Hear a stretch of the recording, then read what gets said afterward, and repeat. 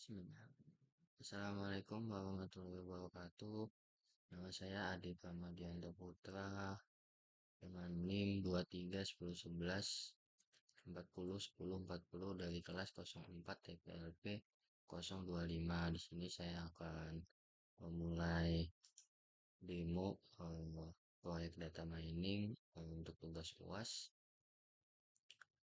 Pertama-tama saya ingin menjelaskan bahwa saya membagi demo saya menjadi 3 bagian. Yang pertama ada analisis aturan asosiasi. Tujuannya untuk memahami produk apa saja yang sering dibeli bersamaan gitu. Lalu ada analisis clustering untuk mengelompokkan pelanggan kita ke dalam segmen-segmen yang bermakna gitu untuk nantinya kita gunakan gitu. Lalu ada analisis klasifikasi untuk membangun model yang bisa memprediksi segmen pelanggan secara otomatis. Hmm. Di sini saya juga akan menjelaskan beberapa library yang saya gunakan. Ada Pandas, tujuannya atau kegunaannya alat utama untuk memuat, membersihkan dan memanipulasi data dalam format tabel yang mudah dibaca ya. Terus ada Scikit-learn, Skylern. Ini adalah eh, pustaka untuk machine learning menggunakan model clustering seperti K-means, model klasifikasi seperti random forest, dan berbagai alat bantu lainnya. Lalu ada Matplotlib dan Seaborn. Ini adalah duo untuk membuat visualisasi data yang informatif dan menarik secara visual dan grafik. Lalu ada ML Extend. Ini adalah library tambahan yang kita gunakan secara khusus untuk atau pada aturan asosiasi dengan algoritma a priori. Lalu ada NumPy dan DetTem untuk komputasi numerik dan manipulasi tanggal yang sangat penting pada saat kita mempersiapkan data. Oke, langsung aja kita mulai pada bagian pertama yaitu asosiasi. Nah, pada bagian asosiasi ini, seperti yang terlihat pada kodenya, saya mengimport pandas. Lalu saya juga memanggil datanya. Datanya itu dari mana? Datanya saya udah download. Lalu saya datanya itu ada di internal device saya.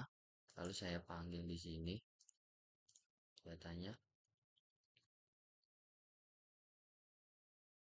Tujuannya apa sih dari asosiasi? Tujuannya adalah mencari produk apa saja yang cenderung dibeli pelanggan secara bersamaan gitu. Nah, lalu pertama-tama saya akan membersihkan datanya karena ini masih data mentah ya. Jadi saya akan bersihkan beberapa data, yaitu menghapus data yang kosong eh, dan juga menghapus transaksi yang dibatalkan dan menghilangkan data yang duplikat gitu. Nah, di sini pada data awalnya itu adalah 541.909.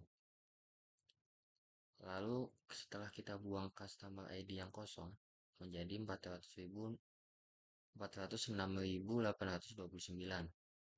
Nah, lalu bentuk datanya setelah saya buang lagi yang transaksi batal atau saya bersihkan melalui kode yang tadi di atas eh, menjadi 397.924. Lalu data finalnya setelah saya hapus yang duplikasi menjadi 392.732. Ini data yang sudah saya olah tadi menjadinya pada ini data finalnya.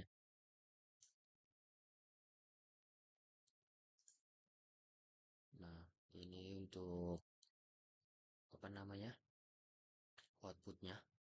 Di sini ada invoice, ada stock code-nya, ada deskripsinya, deskripsi barang ya. Ada kuantitasnya, dia membeli berapa, ada invoice date. Di sini dia membeli pada kapan, terus per unit itu harganya berapa. Di sini ada customer ID-nya dan negaranya, United Kingdom. Saya lupa menjelaskan bahwa saya memilah-milah ini untuk only United Kingdom saja gitu. Ya, seperti di bawah, kalau di bawah basketnya, nanti basketnya ini cuma untuk United Kingdom gitu. Nah, ini setelah data transaksinya disiapkan, wah, menjadilah seperti ini. United Kingdom invoice. Ini karena saya cuma nampilin bagian head aja, sebenarnya ini cukup banyak datanya. Tuh ada 5 row dari 384 kolom gitu. Lalu untuk berikutnya, eh, kita akan menggunakan atau menemukan aturan asosiasi dengan data yang sudah siap tadi. Kita jalankan algoritma a priori untuk menemukan pola belanja. Lalu dari pola tersebut kita buat aturan jika maka untuk melihat produk mana yang saling mempengaruhi. Misalnya dia membeli produk A, karena dia membeli produk A, bisa saja dia membeli produk B. Nah, ini kita akan mencari ikatan-ikatan ini untuk kita gunakan nantinya gitu. Kita menganalisis bagaimana sih apa ya namanya ya, eh, keseringan dia belanja tuh apa saja gitu. Apa ya, tingkah laku perilaku dari konsumen itu tuh ketika dia membeli A, dia berapa persen sih dia membeli B gitu. Di sini kita gunakan algoritma a priori dan peraturan jika maka. Nah, di sini kita gunakan jika maka, kita ubah dulu jika dia 0 returnnya menjadi 0, jika dia 1 itunya juga menjadi 1. Nah, basketnya akan berubah menjadi ini dengan invoice note-nya. Nah, di sini kita gunakan a priori, kita import dulu.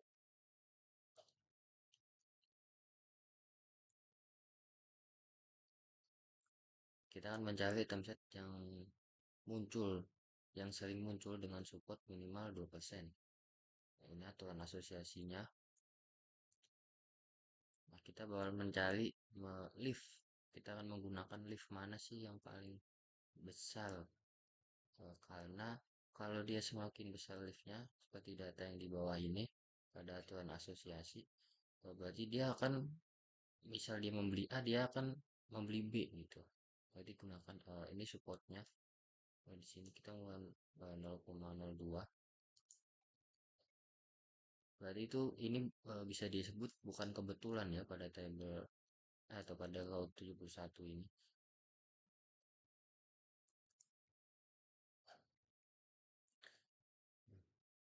Nah, pada 71 tadi, kalau 71 di sini mengatakannya bahwa kalau kita baca itu, jika pelanggan membeli Rose Regency Teacup and Sauce dan Pink Regency Teacup, maka mereka juga cenderung membeli Green Regency Teacup and Saucer.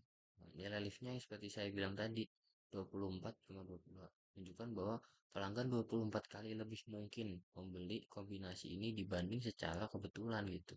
Jadi itu memang sebenarnya kita bisa menghitung gitu. Jadi mereka membeli bukan kebetulan, berarti memang ada eh, keterikatan antara satu barang dan dua barang itu.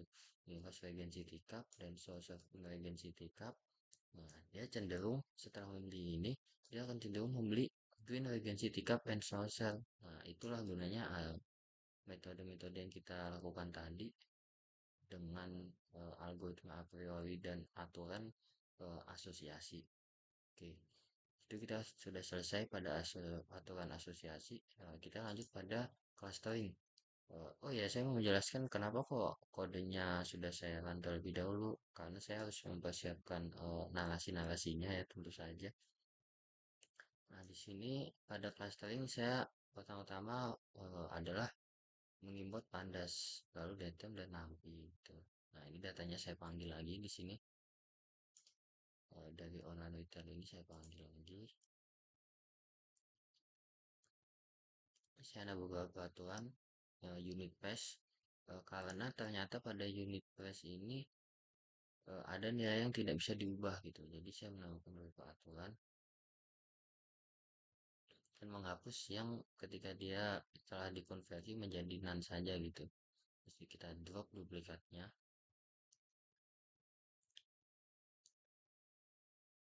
Nah, ini untuk FM yang udah aman. Sini buat kolom total sum.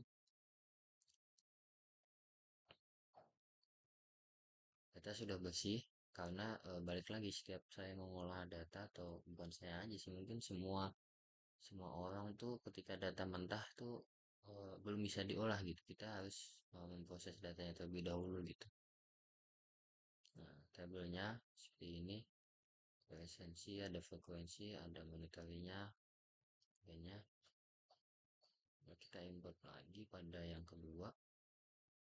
Saya lupa menjelaskan ya pada clustering ini eh, sebenarnya tujuannya adalah beralih dari produk ke pelanggan. Kita kan tadi membahas produk ya, sekarang kita akan membahas pelanggannya gitu. Eh, Tujuannya apa sih clustering? Ya, seperti namanya ya clustering gitu, atau cluster gitu.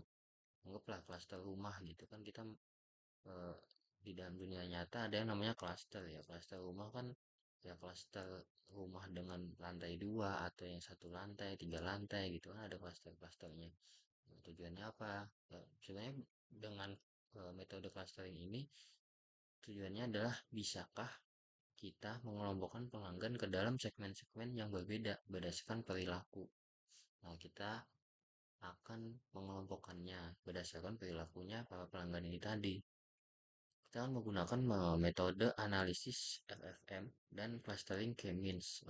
Kan K-means ini seperti yang disebutkan oleh Pak dosen ya. Ini adalah sebenarnya adalah bukan kurikulum ya. Sebenarnya adalah kurikulum yang diminta oleh prodi gitu. Mereka ingin ada yang namanya K-means di dalam pelajaran kita gitu. Jadi saya juga mencobanya di sini. Nah, kita akan menghitung nilai LFM. Pertama kita simpan datanya yang bersih tadi, kemudian kita hitung nilai LFM untuk setiap pelanggan. Seperti resensinya, kapan sih dia terakhir belanja, frekuensi, seberapa sering sih dia belanja, lalu monetarinya ya berapa sih total jumlah dia belanja. Nah, seperti di sini ya kan. Resensinya, frekuensinya berapa kali, terus totalnya dia belanja berapa. Sini kan kelihatan tuh.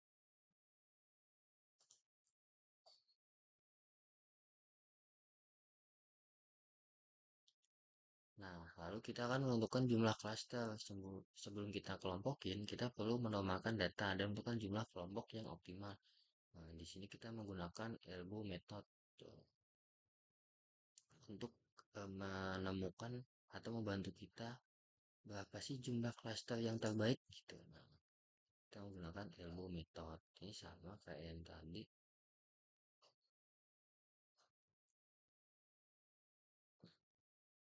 Nah, di sini kita import lagi ya kan. Ini setelah data FPM tadi ini.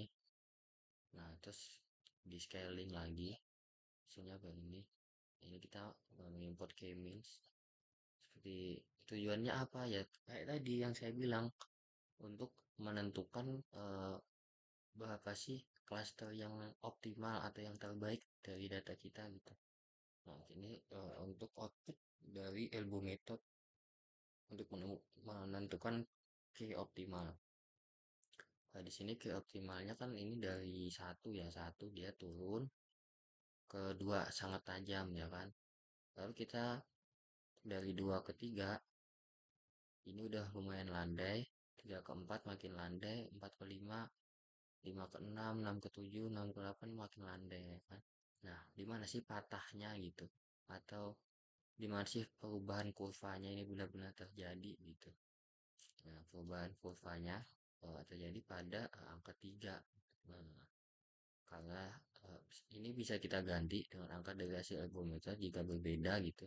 Nah, berhubung hasilnya di sini saya 3 ya, saya gunakan 3 gitu. Nah, maka eh, akan keluar hasilnya lagi gitu. Label cluster bisa ditambahkan ke table LFM. Tadi kan cuma ada resensi, frekuensi, monetary. Sekarang kita tambahin nih cluster yang sudah kita dapat tadi. Nah, lalu kita akan menganalisis karakteristik setiap klasternya gitu. kita akan ubah dia menjadi main biar ada titik komanya gitu, biar lebih real angka-angkanya dan mudah diinterpretasi. Ini untuk per cluster ya, kita terus 0 dan 1 dan 2 ada 3 kan.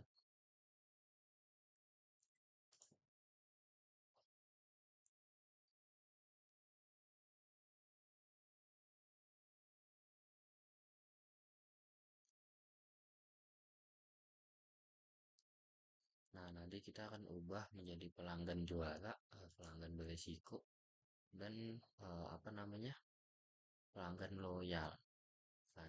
Nah, ini segmennya kita ubah ke segmennya. Jadi ya yang pertama cuma cluster 012 kita ubah jadi segmen nih. Sekarang ada segmennya. Kalau dia satu dia champion, kalau nol dia beresiko, kalau dua dia loyal atau berpotensi menjadi champion gitu. Nah, kan ini dari data resensi tadi kan satu ini 26 ya. Frekuensinya tinggi nih dia. Dia 7 kali frekuensinya dan perlu diingat uang yang dikeluarkan 571,47 ini uang yang cukup besar gitu, makanya dia menjadi champion. Nah, nomor dua loyal atau potensial gitu, secara frekuensi dia lebih tinggi, secara uang dia juga lebih tinggi. Ini beresiko tuh kita bisa aja kayak dia tuh cuma nyoba dan nggak beli lagi gitu di kita gitu. Nah, di sini kan kalian nih yang champion berada di sebelah kiri dan mengumpul di sini kan. Untuk loyal dan potensial, dia juga berada di atas, lebih di atas, cenderung di atas dibanding yang beresiko. Kalau beresiko dia datar di bawah tuh. Monetary uang yang dikeluarkan tuh sedikit gitu. Di bawah sini nih dia. Kalau yang loyal atau potensial dia bahkan ada yang di atas ini nih. Jadi kan dia keluar banyak uang untuk belanja gitu. Belanja produknya kita gitu. Nah, ini setelah hari sejak pembelian terakhirnya dia. Nah, kenapa champion? Dia menjadi champion gitu ya, karena hari sejak pembelian terakhirnya tuh bisa dilihat tuh dia tuh membeli, misal setelah 50 hari dia membeli lagi. Nah ini juga nih, bahkan dia udah mau membeli hampir setiap hari kan, berarti kalau deket nol. Nah itu tadi untuk clustering ya kan. Kita lanjut ke klasifikasi. Nah, seperti yang saya jelaskan tadi, kodenya udah saya jalankan dulu karena saya harus apa ya, latihan juga untuk menjelaskan kepada kalian gitu. Lalu bagian tiga ada klasifikasi. Eh, di bagian terakhir, tentunya ini kita akan membangun sebuah model peramal lah bisa disebut. Tujuannya tuh untuk apa kan, balik lagi kan setiap model pasti ada tujuan ya Pak. Tujuannya adalah bagaimana sih cara cepat memprediksi segmen untuk pelanggan baru atau yang belum dianalisis gitu. Balik lagi kita pasti akan mempersiapkan datanya ya dan pelatihan modelnya ya kan. Kita siapkan datanya dari awal hingga menjadi tabel RFM. Kemudian kita menggunakan tabel ini sebagai data latih ya. X untuk RFM dan Y untuk label segmennya, untuk targetnya ya. Data kita bagi menjadi data latih dan data uji. Lalu kita latih semua model klasifikasi yang kuat bernama Random Forest Classifier. Nah, di sini nih, ini kode-kodenya ya kan menghitung RFM. RFM dulu nih. Nah, ini kita clustering untuk mendapatkan label segmen. Nah, setelah selesai menghitung nilai FM-nya udah selesai, recording yang di atas. Library-nya juga saya pakai Pandas, Etem, Nampi, Scalene Preprocessing, Scalene Cluster, juga ada K-means-nya. Kita import lagi. Nah, kalau udah selesai dia bakal jadi table nih. Sekalian ada segmennya, ada juga clusternya. Itu lebih lengkap lah dibanding yang clustering gitu. Karena kita akan mengklasifikasikan mereka gitu. Kalau di sini ada apa namanya, library baru, Scalene Model, Scalene Ensemble, dan Scalene Metric ya kan. Di sini kita juga import random forest, trend test split.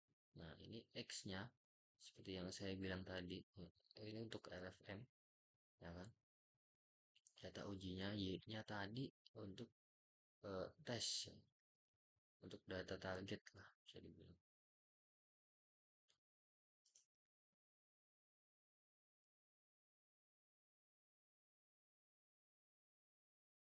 Untuk frekuensi performanya kan kita harus melihat ya, kita uji performa model kita ya kan. Pada data uji hasilnya akurasi model kita mencapai 99,23. Ini cukup handal bisa dibilang ya kan model kita. Hampir 100% gitu.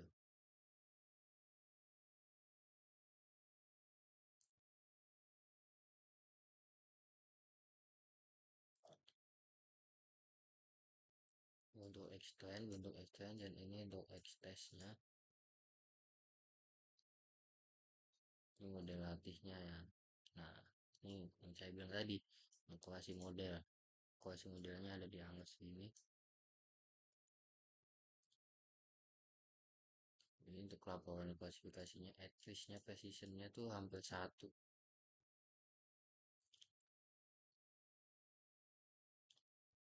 Kalau kita buat confusion metric, biar lebih detail ya kan kita gunakan confusion metric. Kalau ada visualnya, membuktikan akurasi model ya kan. Nah, karena diagonal, angka di sepanjang diagonal menunjukkan semua prediksi yang benar ya kan. Nah, ini confusion metric. Ya, diagonalnya angka yang benar, angkanya cukup benar di sini. Hanya ada satu kesalahan cempirnya, bisa berada di sini gitu. Berarti kan errornya seperti yang saya bilang tadi ya, eh, akurasinya 99,23 gitu. Cuma ada satu gitu yang hilang. Itu tadi untuk ke data klasifikasi ya kan. Ini online retail, ini data mentahnya, ini clustering, klasifikasi, asosiasi. Jadi saya mencoba mendemokan ketiganya gitu. Saya juga mencoba memahamin apa kode-kodenya meskipun saya nggak paham persis ya kegunaan kodenya untuk apa gitu. Tapi saya mencoba memahami fundamental dari tujuan setiap metode asosiasi, clustering, dan klasifikasi gitu.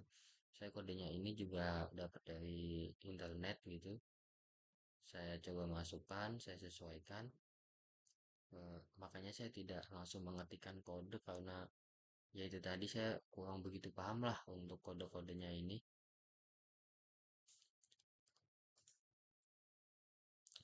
Untuk kesimpulannya ya dalam demo ini saya telah melakukan perjalanan data science. Nah, sebenarnya kan gitu ya. Lalu kita mulai dari transaksi data mentah. Ya, yaitu yang tadi saya download tadi. eh, Data mentahnya tadi. Lalu kita atau saya menemukan pola belanja produk melalui analisis asosiasi produknya nih kita analisis melalui restoran asosiasi lalu membuat segmen pelanggan. Nah, pelanggannya nih yang kita analisis lalu kita segmentedkan dia melalui analisis clustering dan akhirnya kita bikinlah model yang bisa memprediksi melalui analisis klasifikasi. Dalam proyek ini kan menunjukkan bagaimana data bisa diubah menjadi wawasan. Nah, wawasan tersebut bisa diubah menjadi alat untuk membantu sebuah bisnis mengambil keputusan yang lebih baik dan lebih cepat. Kayak misal tadi kan ada, misal dia membeli A, dia bakal membeli B. Dan itu sebuah yang pasti gitu, hampir pasti lah. Bukan kebetulan gitu bisa dihitung. Nah, nanti kita tinggal terapin kalau misal kita sebagai pelaku usahanya, ya kita tinggal terapin ini kayak ya kita kasih lah dia diskon lagi untuk membeli produk B. Jadi biar meningkat tuh untuk mereka yang sudah membeli produk A, B, dia bakal membeli produk C. Kita bisa beli buat diskon seperti beli dua gratis satu gitu. Nah, dengan memainkan harganya biar kita juga tidak rugi. Mungkin sekian aja dari saya.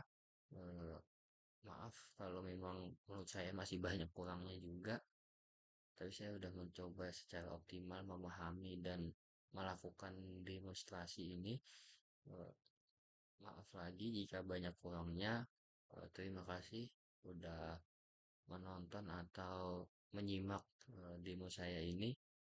Wassalamualaikum warahmatullahi wabarakatuh.